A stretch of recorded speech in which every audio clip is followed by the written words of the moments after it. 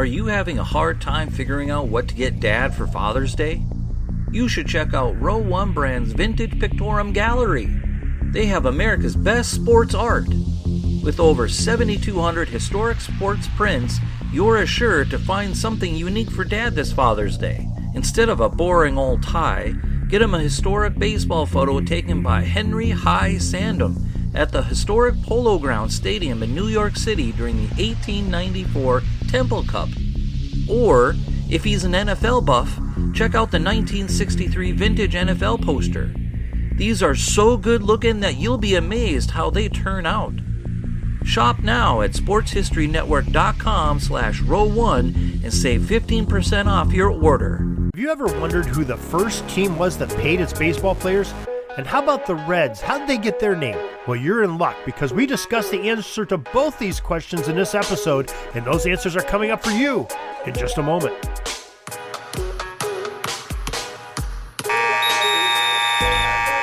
Hi, my name's Darren Hayes, and I know you've heard me on the Pigskin Dispatch talking about football history for years. Well, now I'm on a new mission, a quest to find sports history in other sports as well as football by learning through the jerseys and the apparel and the gear that the players wore and the franchises supplied their teams. It's an educational trip, and I'm taking you with me day by day, player by player, uniform by uniform. The Sports Jersey Dispatch. This podcast is part of the Sports History Network, your headquarters for the yesteryear of your favorite sport. You can learn more at sportshistorynetwork.com. Hello, my sporting friends. This is Darren Hayes of the Sports Jersey Dispatch, and welcome once again to the Pig Pen, your portal to find out the great history through the competitors' gear and things that they wore and their uniform numbers. Just learn some great history in my quest to learn more about it. And this is a very appropriate day. March 15th, this is being released, and it is the anniversary of a very great organization that we're going to learn a little bit more about here in this very short episode, but very appropriate. And according to a story on Cincinnati.com, the Cincinnati Reds baseball franchise started its existence on March 15th, 1869. The original moniker of the club was the Red Stockings, identifying the bright red-colored knee-high socks worn by its players. A proper name in that era for the high-worn stockings was to call them ballasts, and the club was formed by a man named Harry Wright, per the MLB.com story on the Reds' origins. And the Red Stockings played all their home games at a place called the Union Grounds, which is located just west of where the current downtown Cincinnati is. And the 1896 Red Stockings were dressed to the hilt for ball players of that era, and they were an exceptionally good team. Yeah, good enough that they recorded an unbelievable record. Listen to this, of 57 wins and 0 losses in that inaugural season. They played not only home games, but they also traveled from the East Coast all the way to the West Coast, taking on all challenges of opponents. And to do this, well, Wright paid his men on the roster, making them the very first paid players in professional baseball. So this is another anniversary. It's professional baseball's anniversary as well, besides the Reds. For some unknown reason, except for maybe it was thought there'd be a better opportunity in a larger market, Harry Wright and his brother George Wright left the team to go to Boston. That version of the Red Stockings disbanded because of their absence. And this pair of Wright brothers from southeastern Ohio didn't fly an airplane, but they did help to start another Red Stockings baseball club in the city of Boston, Massachusetts.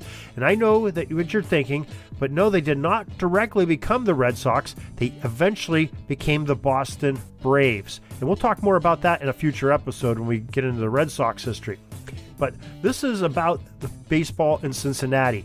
And at the advent of the National League in 1876, the town of Cincinnati jumped on board with a new rendition of the Red Stockings team some 7 years later. And unfortunately, they ended up getting kicked out of the National League a few years later because, listen to this, they sold beer at games and they wanted to play games on Sundays. Two big no-nos for the senior circuit in that era of time. With that, the franchise joined the less restrictive American Association in 1881, and that seems to be when they really started to assimilate to being called the Reds. 9 years later, in 1890, the Reds of Cincinnati rejoined the National League. And after World War II thanks to a scare of spread of communism by Senator Joseph McCarthy and others, the Cincy Baseball Organization officially changed their names from the Reds to the Red Legs in 1953 to avoid anything that had to do with the Red Scare.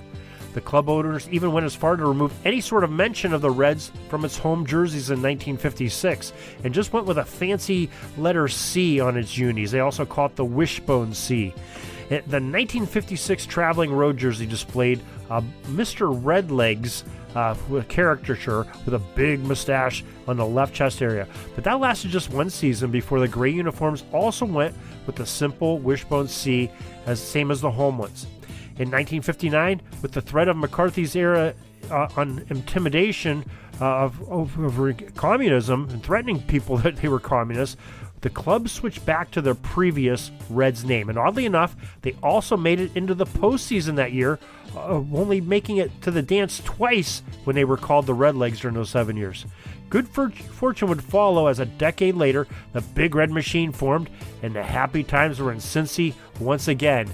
And once of all, the Cincinnati Reds are still playing baseball in the National League to this day. A couple different stints in the National League. They were the Red Stockings for a while, the Red Legs, and Reds. And we're sure glad that we can share this with you today, this great bit of history of March 15th, 1869, all the way to March 15th, 2022.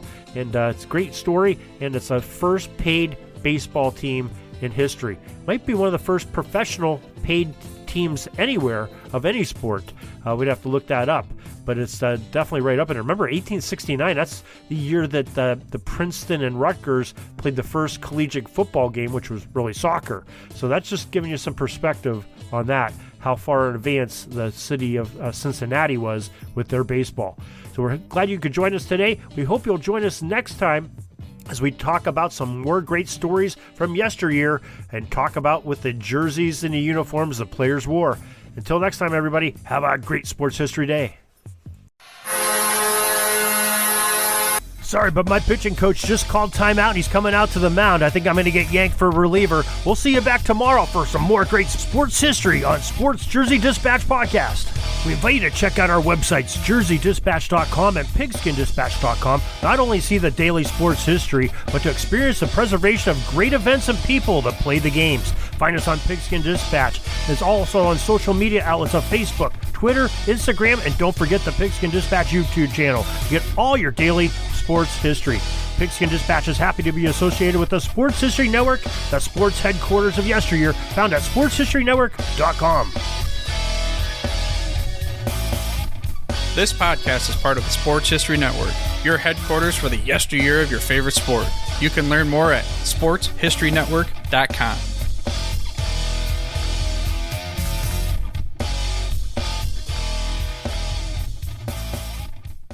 At the Sports History Network, we're all about sports yesteryear, and so we're so pleased to introduce you to Row One, an online memorabilia gallery and shop that brings your sports history to life anywhere. The Row One gallery includes over 5,200 gorgeously reproduced prints of team posters, game program covers, game tickets, advertisements, and more in baseball, pro and college football, pro and college basketball, and more. And any gallery item may be printed in a variety of sizes on wood, metal, canvas, acrylic, or poster paper. And in Row One shop, check out the thousands more of unique items with the retro and historical designs dating back to 1876, including t-shirts, long sleeve shirts, phone cases, mugs, blankets, pillows, towels, and even shower curtains. Go to sportshistorynetwork.com, ROW1, for access to the full Row One catalog for gallery prints and gift items, plus get a 15% discount off all prints on the Row One Pictorium Gallery with coupon code SHN15. Follow the link on the show notes.